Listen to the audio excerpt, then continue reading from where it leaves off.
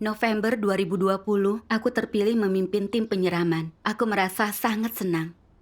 Terpilih sebagai pemimpin tim, aku merasa memahami kebenaran dan jalan masuk kehidupanku lebih baik.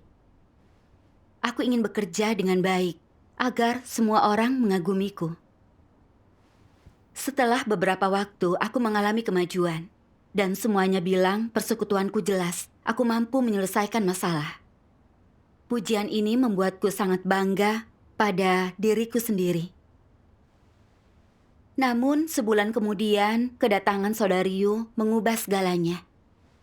Dia pernah menjadi pemimpin, persekutuannya mencerahkan, dan dia cakap dalam bekerja. Begitu datang, dia menemukan masalah dalam pekerjaan kami, dan menemukan firman Tuhan untuk mempersekutukannya. Setelah beberapa waktu, aku melihat yang lain selalu mencarinya untuk bersekutu. Dan aku merasa kesal. Aku pemimpin tim, jadi jika kemampuanku tidak sebaik dirinya, bagaimana pendapat mereka nanti? Bahwa aku bukan pemimpin tim yang baik dan tak mampu mengatasi masalah?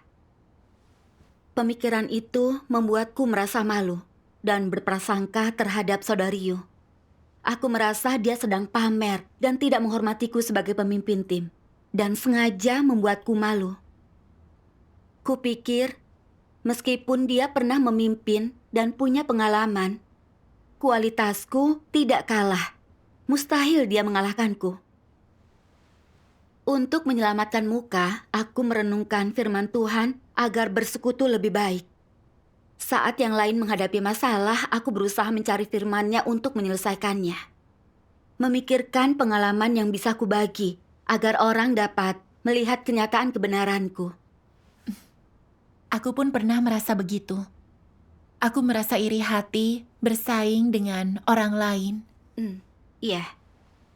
Di suatu pertemuan, seorang saudari mengemukakan kesulitannya dalam tugas. Kupikir, aku harus punya jawabannya dan menemukan firman Tuhan untuk menyelesaikan masalahnya. Jadi, orang tidak akan melihatku di bawah Saudari Yu. Namun makin kupikirkan, makin aku bingung. Aku tidak menemukan bagian firman yang cocok. Akhirnya, Saudari Yu menemukan satu bagian firman untuk didiskusikan. Aku merasa telah gagal. Wajahku merah karena malu. Aku sungguh ingin bersembunyi saja. Makin ingin membuktikan diri, makin aku terlihat bodoh. Aku merasa aku tidak akan mampu menandingi Saudari Yu. Aku sungguh merasa sengsara. Kupikir aku pasti kehilangan muka, dan orang lain melihat diriku yang sebenarnya. Dan semua pasti melihat Saudari Yu lebih cakap sebagai pemimpin tim.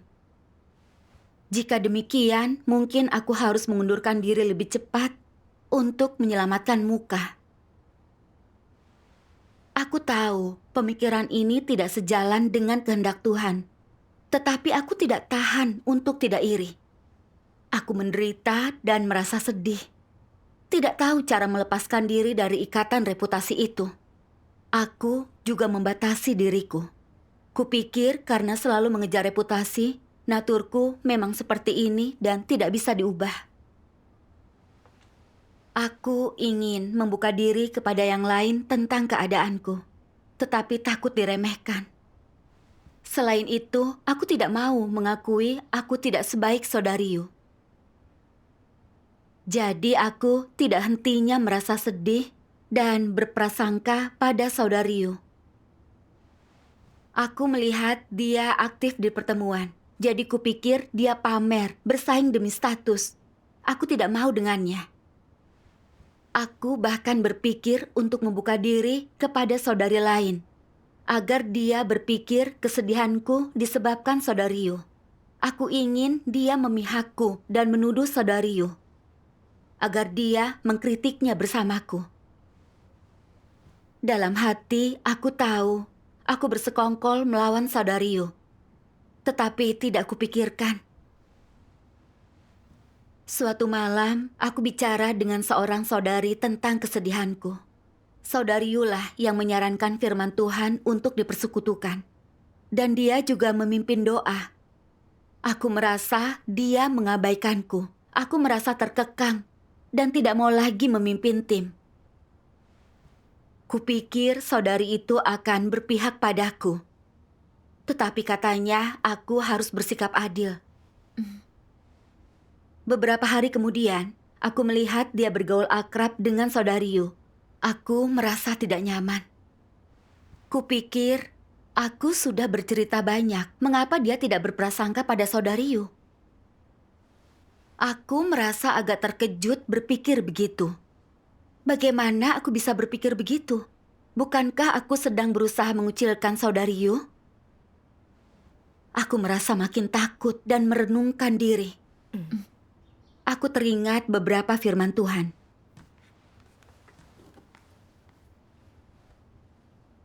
Jika melihat seseorang yang lebih baik, beberapa orang menekannya, membuat kabar bohong, merencanakan tindakan jahat agar orang tidak hormat. Dan tidak ada seorang pun yang lebih baik. Ini watak congkak dan merasa diri benar. Ini bengkok, curang, dan berbahaya. Mereka berbuat apapun demi mencapai tujuan. Secara natur, bukankah orang-orang ini hanya berbuat sesuka hati mereka? Apakah mereka memikirkan kepentingan gereja? Mereka hanya memikirkan perasaan dan tujuan mereka sendiri. Tidak memedulikan kerugian pekerjaan gereja. Bukan hanya congkak dan merasa diri benar, mereka egois dan hina, tidak memedulikan maksud Tuhan. Mereka tidak memiliki hati yang takut akan Tuhan. Mereka melakukan apa yang mereka inginkan dan bertindak ceroboh tanpa rasa bersalah, tanpa rasa takut, kecemasan atau kekhawatiran, tanpa memikirkan akibatnya. Amin. Amin. Aku belum pernah merenung dengan terang firman ini. Akhirnya aku sadar Tuhan sedang menyingkap keadaanku. Tidak kuduga aku bisa begitu jahat. Selama ini aku bersaing dengan saudari Yu karena merasa iri. Persekutuannya lebih baik dan dia mampu mengatasi masalah orang lain. Aku tidak senang akan itu dan merasa dipermalukan. Karena ingin meningkatkan citraku di mata orang lain, aku berpikir untuk berusaha mengalahkannya. Saat tidak bisa, aku pun membencinya, menganggapnya pamer dan merebut tugasku.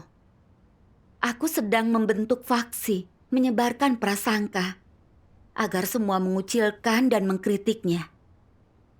Aku sadar aku sungguh congkak dan tidak suka ada yang lebih baik dariku. Kulakukan apapun agar tetap memimpin. Ini jahat dan keji. Apa bedanya dengan antikristus yang bersaing dan mengucilkan orang lain hanya demi status? Aku tidak punya jalan masuk kehidupan dan tidak mampu mengatasi masalah. Aku tidak ingin saudari Yu membantu. Bukankah aku menghalangi jalan masuk kehidupan orang lain? Aku tidak punya kemanusiaan.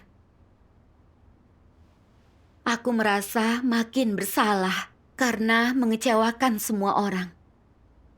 Kukumpulkan keberanianku untuk membuka diri tentang keinginanku bersaing dengan saudari Yu dan meminta maaf kepadanya. Dia bilang dia tahu aku tidak senang saat dia bersekutu dan merasa terkekang. Tidak mau bersekutu terlalu banyak. Saat itulah aku sadar pergumulanku berpengaruh negatif dan aku merasa bersalah. Aku tahu pertemuan adalah tempat menyembah Tuhan, bukan tempat mengejar ketenaran. Namun pikiranku keliru.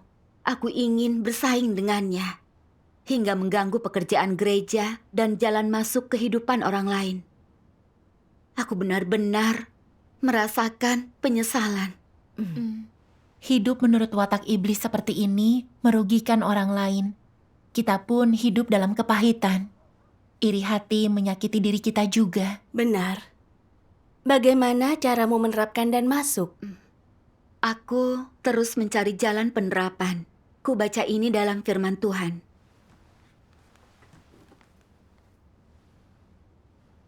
Sebagai pemimpin, kau harus belajar menggunakan kebenaran untuk mengatasi masalah. Juga harus menemukan dan membina orang berbakat, yang kepadanya kau tak boleh iri atau menekan. Dengan demikian, akan lebih mudah bagimu untuk melakukan pekerjaanmu dengan baik. Jika engkau dapat membina beberapa orang yang mengejar kebenaran untuk bekerja sama denganmu dalam semua pekerjaan yang kau lakukan, dan pada akhirnya engkau semua memiliki kesaksian pengalaman, maka engkau akan menjadi seorang pemimpin yang benar-benar memenuhi syarat. Jika kau makin mampu bertindak sesuai prinsip, engkau menjadi setia. Beberapa takut orang lain mengungguli dan mengalahkan mereka. Orang lain dihargai sedangkan mereka diabaikan. Jadi mereka menyerang dan mengecualikan orang lain. Bukankah ini iri pada orang berbakat? Bukankah ini egois? Watak macam apa ini? Ini watak yang jahat. Memikirkan kepentingannya sendiri, memuaskan keinginannya sendiri, tidak memperhatikan orang lain atau kepentingan rumah Tuhan. Watak mereka buruk, Tuhan tidak mengasihi mereka. Jika sungguh peduli dengan kehendak Tuhan, engkau akan berlaku adil. Jika kau rekomendasikan orang baik dan membinanya sampai mampu menambah orang yang berbakat, pekerjaanmu akan lebih mudah.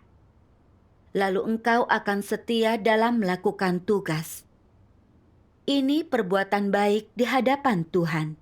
Ini akal mendasar yang harus dimiliki pemimpin. Jangan bertindak demi dirimu sendiri atau mempertimbangkan kepentinganmu sendiri. Jangan memikirkan status, gengsi, atau reputasimu. Jangan pertimbangkan kepentingan manusia, pikirkan kepentingan gereja, dan jadikan itu prioritas utamamu. Pertimbangkan kehendak Tuhan, dan renungkan apakah engkau murni dalam tugasmu. Apakah engkau berusaha untuk setia, sepenuhnya bertanggung jawab, mengerahkan seluruh tenagamu. Dan apakah engkau sepenuh hati memikirkan tugas dan pekerjaan gereja. Pikirkan hal-hal ini. Pahamilah ini, maka akan mudah untuk melaksanakan tugasmu. Amin. Amin. Firman Tuhan mengajariku, pemimpin harus belajar mengenali dan membina orang berbakat. Tuhan benci jika kita merasa iri. Persekutuan saudari Yu berwawasan juga mampu mengatasi masalah. Itu baik bagi pekerjaan gereja dan jalan masuk kehidupan semua orang. Benar. Aku harus pikirkan kehendak Tuhan dan melepaskan reputasiku untuk bekerja harmonis dan melakukan tugasku. Menjadi pemimpin tim artinya Tuhan memberiku kesempatan berlatih.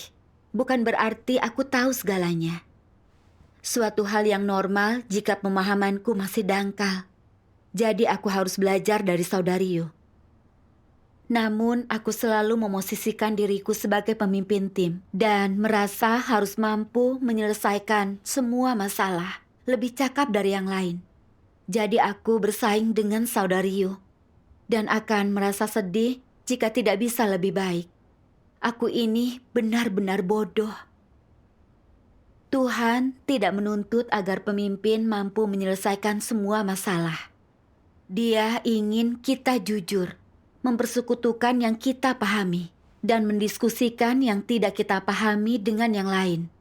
Seperti itulah kehendak Tuhan. Iya. Setelah paham kehendak Tuhan, aku tidak lagi iri terhadap saudari Yu, menerima dan melaksanakan gagasan apapun yang bagus. Kami bekerja sama untuk bersekutu dan membantu siapapun, dan banyak masalah diselesaikan begitu. Syukur kepada Tuhan. Setelah semua itu, kupikir aku telah berubah, tidak terfokus pada reputasi. Namun iblis merusakku dalam. Saat situasi itu muncul, aku tetap menyingkapkan sisi itu. Juli 2021, aku diberhentikan karena tidak mampu menangani tugas pemimpin tim. Saudari Yu menggantikanku. Dalam hati aku tahu ini perubahan positif dan merasa dia akan bekerja lebih baik. Memilihnya akan menguntungkan kehidupan yang lain. Namun kemudian aku melihat dia terbeban dalam tugasnya dan bisa segera menangani kesulitan yang dihadapi anggota tim. Dia juga merangkum penyimpangan dalam kehidupan bergereja. Muncul gejolak di hatiku. Jika pencapaian Saudarius sebagai pemimpin tim lebih banyak, aku akan terlihat buruk. Bagaimana pendapat orang nanti? Pasti mereka pikir kualitasku buruk. Dengan pemikiran itu, aku berhenti berharap ada perbaikan kehidupan bergereja. Sebelumnya, saat kami mempersekutukan firman Tuhan atau membahas tentang pekerjaan, aku proaktif dan membuat semua orang tetap terlibat. Namun sekarang, aku menjadi orang terakhir yang bicara. Dan kadang saat aku mendapat pencerahan, aku tidak mau membahasnya. Dengan enggan kuucapkan beberapa kata di akhir persekutuan. Saat Saudariu memintaku melanjutkan, aku tidak mau bicara lagi. Lalu kesulitan dalam tugas membuat keadaan semua orang menjadi buruk. Dan Saudariu terlalu sibuk untuk menanganinya. Aku tidak menawarkan bantuan dan bahkan menikmatinya. Pikirku, kau juga bukan pemimpin yang hebat. Tidak lebih baik dariku. Aku melihat keadaan yang lain buruk dan kehidupan bergereja menderita. Dan bahkan berharap segalanya terus seperti itu. Lalu aku melihat Saudarius segera meluangkan waktu untuk mengatasi masalah ini. Aku merasa sangat tidak senang. Aku pun makin tidak menyukai Saudarius. Sampai pada titik apapun ucapan dan pendapatnya, aku tidak mau dengar. Aku akan melihat ke arah lain saat dia bersekutu. Aku tahu sikap iri hatiku makin buruk, semakin beracun. Itu dapat menyakitinya dan kehidupan bergereja kami. Benar sekali. Aku tidak mau itu berlanjut, tetapi tidak bisa lepas. Dalam penderitaanku, aku berdoa. Ya Tuhan, aku tidak mau iri hati lagi. Tetapi aku tidak berdaya. Selamatkanlah aku, agar mampu melihat bahaya reputasi, agar bebas dari ikatan kerusakanku. Setelah berdoa, kuceritakan keadaanku ini kepada yang lain. Saudariu bilang, dia tidak membayangkan aku merasa seperti itu, dan dia merasa sedih. Mendengar hal itu, aku merasa sangat bersalah. Kami sudah lama saling mengenal. Aku merasa iri padanya dan mengkritik di belakangnya. Tetapi dia tidak marah. Dia selalu peduli mempersekutukan kebenaran. Sikapku padanya sangat jahat dan tidak manusiawi. Lalu dalam pertemuan aku membaca firman Tuhan ini. Antikristus memandang status mereka sebagai hal terpenting. Mereka tak hanya curang, licik, dan jahat, tetapi juga ganas. Apa yang dilakukan saat status mereka dalam bahaya atau kehilangan tempat di hati orang atau kehilangan dukungan orang, ketika orang tidak lagi memuja dan menghormati mereka, dan saat kehilangan reputasi, mereka tiba-tiba berubah. Begitu kehilangan status, mereka tidak mau melakukan apapun. Dan semua pekerjaan mereka buruk. Mereka tidak tertarik dengan tugas. Namun, ini bukan perwujudan yang terburuk. Apa perwujudan terburuknya? Begitu mereka kehilangan status dan tidak seorang pun kagum atau tertipu, muncullah kecemburuan dan balas dendam, serta kebencian. Bukan hanya tidak takut akan Tuhan, mereka juga tidak taat. Dalam hati mereka membenci gereja, rumah Tuhan, pemimpin dan pekerja. Mereka berharap pekerjaan gereja mengalami masalah atau terhenti. Mereka ingin menertawakan rumah Tuhan dan saudara-saudari. Mereka membenci orang yang mengejar kebenaran dan takut akan Tuhan. Mereka menyerang siapapun yang setia pada tugas dan rela membayar harga. Inilah watak antikristus. Dan bukankah itu kejam? Amin. Amin. Amin. Tuhan memperlihatkan antikristus itu licik dan naturnya jahat. Jika mereka kehilangan dukungan orang, mereka iri dan ingin balas dendam. Bukan hanya asal-asalan dalam tugas, mereka ingin pekerjaan gereja berjalan buruk. Mereka ingin mengolok-olok gereja dan semua orang. Aku sadar keadaanku seperti gambaran antikristus dalam firman Tuhan. Setelah diberhentikan, aku melihat beban saudariu dalam tugas dan dia mampu menangani masalah nyata. Aku takut jika pekerjaannya baik dan kehidupan gereja membaik, artinya dia lebih baik dariku. Demi melindungi status dan citraku, aku harap kehidupan bergereja buruk. Aku tidak mau menyampaikan pemahamanku dengan jelas. Aku senang melihat saudariu tidak menyelesaikan masalah tepat waktu. Aku tidak menyukai dirinya dan aku menolaknya. Aku memperlihatkan watak jahat antikristus. Aku tahu kehidupan gereja berdampak langsung pada jalan masuk kehidupan yang lain. Mereka bekerja baik jika keadaannya baik dan punya jalan masuk kehidupan. Aku ingin mempertahankan status di mata orang. Aku gagal mempertahankan kehidupan gereja. Aku senang melihat masalah tidak selesai, tidak menghasilkan apapun. Aku sangat jahat dan kejam. Saat gereja mempromosikan atau memberhentikan seseorang, itu demi pekerjaan. Aku tidak mampu bekerja, jadi diberhentikan. Lalu calon yang lebih baik menggantikan diriku. Aku merasa tidak senang dan tidak mau bekerja sama. Bahkan meremehkan, mengganggu, dan menyakitinya. Apakah aku manusia? Berpikir begitu, aku pun menyesal. Dan air mataku mulai mengalir. Aku benci diriku yang kejam. Aku tidak layak hidup di hadapan Tuhan. Aku teringat ayat Alkitab ini. Iri hati membusukkan tulang.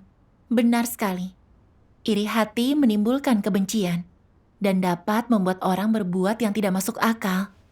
Ya, malam itu aku membaca bagian lain firman Tuhan. Jika engkau mengganggu dan menghancurkan hal-hal yang Tuhan ingin jaga, membencinya dan punya gagasanmu sendiri, artinya engkau memperdebatkan ketetapan Tuhan, menentangnya. Engkau anggap pekerjaan dan kepentingan rumahnya tak penting. Engkau berusaha merusak, menghancurkan, atau selalu berharap untuk mengambil keuntungan, menipu dan mencuri. Lalu akankah Tuhan marah kepadamu? Akan marah. Apa akibat dari kemarahan Tuhan? Hukuman. Ini suatu kepastian. Tuhan tidak akan mengampunimu, sama sekali tidak. Karena perbuatanmu merusak pekerjaan gereja, semua itu bertentangan dengan pekerjaan dan kepentingan gereja. Semua itu kejahatan besar dan pelanggaran terhadap wataknya. Bagaimana mungkin Tuhan tidak marah?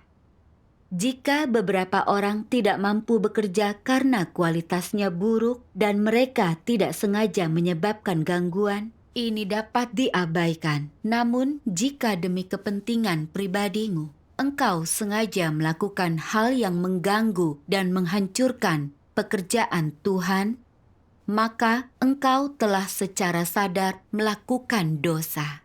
Ini menyinggung watak Tuhan. Akankah Dia mengampunimu? Tuhan mengerahkan seluruh upayanya ke dalam rencana 6.000 tahunnya. Jika engkau menentangnya, sengaja merugikan kepentingan rumahnya, dan mengejar kepentinganmu dengan mengorbankan kepentingan rumahnya, mengejar ketenaran dan status pribadi, tidak peduli apakah tindakanmu menghancurkan atau menghalangi pekerjaan gereja, hingga menyebabkan kerugian materi dan keuangan terhadap gereja, menurutmu, apa orang sepertimu harus diampuni? Tidak. Amin. Amin. Dari firman kurasakan watak Tuhan tak boleh disinggung. Aku ingin menjaga statusku, jadi aku menentang saudari Yu, berharap dia terlihat buruk. Aku memengaruhi pekerjaan gereja. Tidak hanya menentang orang lain, aku juga menentang Tuhan. Aku mengorbankan kepentingan gereja demi tujuanku sendiri. Tuhan membayar harga yang mahal untuk menyelamatkan manusia, agar kita mendapat kebenaran, mengubah watak, dan diselamatkan olehnya. Hanya dengan kehidupan bergereja dan pemimpin yang baik, semua orang bisa masuk kenyataan kebenaran dan diselamatkan Tuhan. Ya, Aku ini makhluk ciptaan, pengikut Tuhan, tetapi tidak memikirkan kehendaknya. Melihat kehidupan bergereja menderita, aku merasa senang. Bahkan berharap semua berjalan seperti itu. Bagaimana aku begitu hina dan jahat. Iblis berharap rencana pengelolaan Tuhan tidak selesai dan pekerjaan gereja tertunda. Orang mengkhianati Tuhan dan hilang keselamatannya, lalu masuk neraka bersama iblis. Dengan berpikir dan bertindak seperti itu, bukankah aku sama seperti iblis mengganggu pekerjaan gereja? Watak Tuhan tidak menoleransi pelanggaran. Aku tahu jika tidak bertobat, kelak kejahatanku akan lebih besar, menyinggung watak Tuhan dan disingkirkan. Saat itulah aku sungguh paham, mengejar reputasi bukanlah jalan yang baik. Aku teringat firman Tuhan.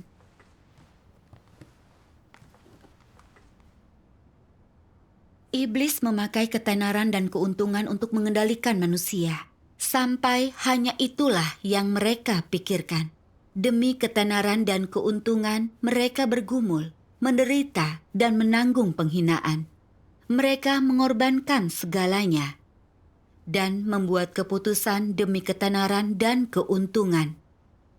Maka iblis mengikat orang dengan belenggu tidak kasat mata, dan mereka tidak punya kekuatan ataupun keberanian untuk membuang belenggu tersebut. Mereka tanpa sadar menanggung belenggu ini dan berjalan dengan susah payah. Demi ketenaran dan keuntungan, manusia menjauhi dan mengkhianati Tuhan dan menjadi makin jahat. Akibatnya, setiap generasi dihancurkan di tengah ketenaran dan keuntungan iblis.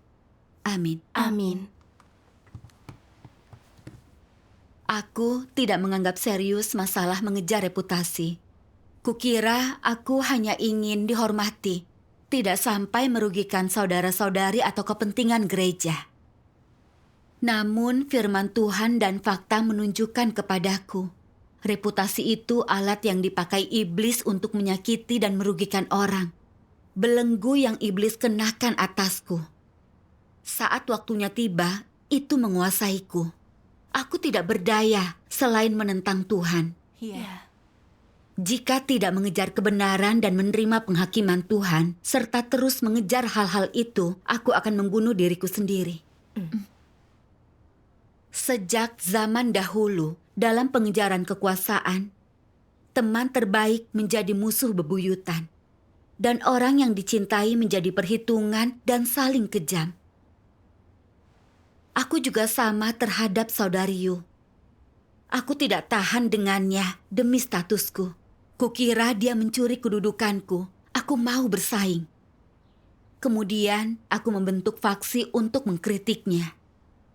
Aku juga tidak berusaha melindungi kehidupan bergereja. Aku hanya diam saja dan ingin melihatnya gagal. Hingga aku rela melihat pekerjaan gereja menderita.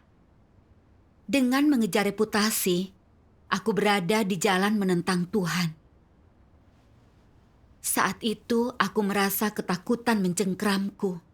Dan aku tahu jika tidak bertobat, terus mengejar reputasi, mengganggu pekerjaan gereja, aku mungkin akan kehilangan tugasku. Yang terburuk, aku menjadi antikristus dan dikeluarkan. Tidak bisa diselamatkan. Aku bersyukur kepada Tuhan setelah menyadari hal ini. Belum pernah kulihat esensi reputasi atau kerugian karena mengejarnya. Dan aku tidak pernah rela melepaskan pengejaran itu.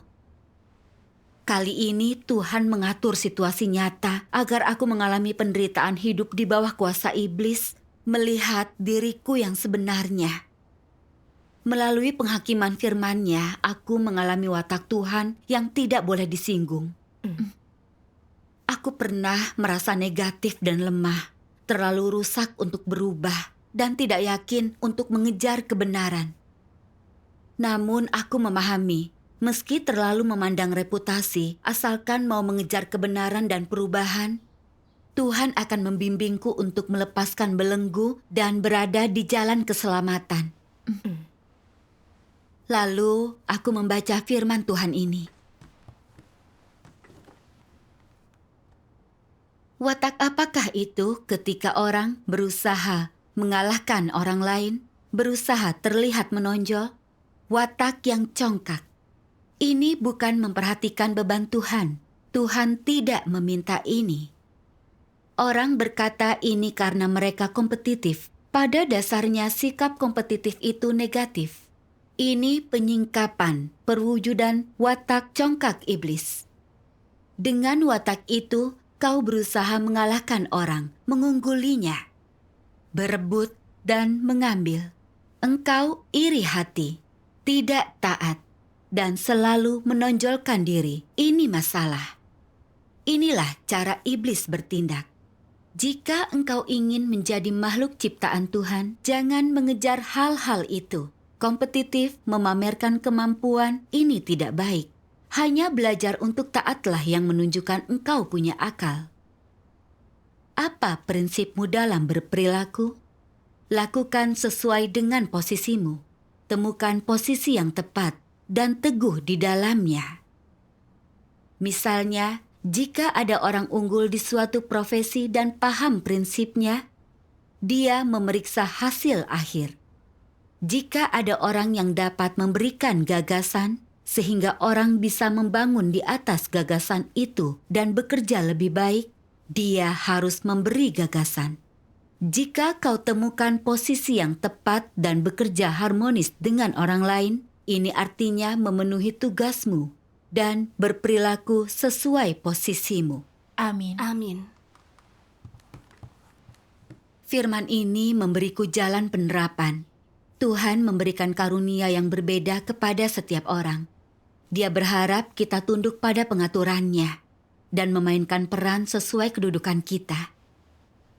Saudari Yu lebih berkualitas dan mampu menangani masalah. Dia adalah pemimpin tim yang efektif dan itu hal yang baik. Benar sekali. Aku harus belajar dari kelebihannya dan bekerja dengan baik. Itu pendekatan yang masuk akal. Iya. Namun aku takut disebut tidak cakap. Aku tidak mengenal diriku sendiri. Aku congkak. Aku tidak tahu posisiku sendiri. Dia fokus pada jalan masuk kehidupan dan mengasihi orang lain. Dia juga sangat membantu saat melihat masalahku. Aku harus menghargai kesempatan bekerja sama dan fokus mengenal diri di lingkungan yang Tuhan atur. Itu bermanfaat bagi jalan masuk kehidupanku. Iya. Benar sekali. Pola pikir itu memberiku rasa kebebasan. Lalu kulepaskan rasa iriku. Di pertemuan, aku terlibat aktif dan bekerja sama, melakukan apa yang terbaik dan berusaha membantu yang lain. Itu memberiku perasaan damai yang selama ini belum pernah kurasakan. Syukur kepada Tuhan. Tuhan menempatkan orang yang cakap di sekeliling kita agar kita dapat belajar dari kelebihan mereka. Maka kita akan bertumbuh lebih cepat. Itu berkat yang tidak ternilai. Benar. Benar. Pengalaman ini memberiku pemahaman tentang naturku yang rusak.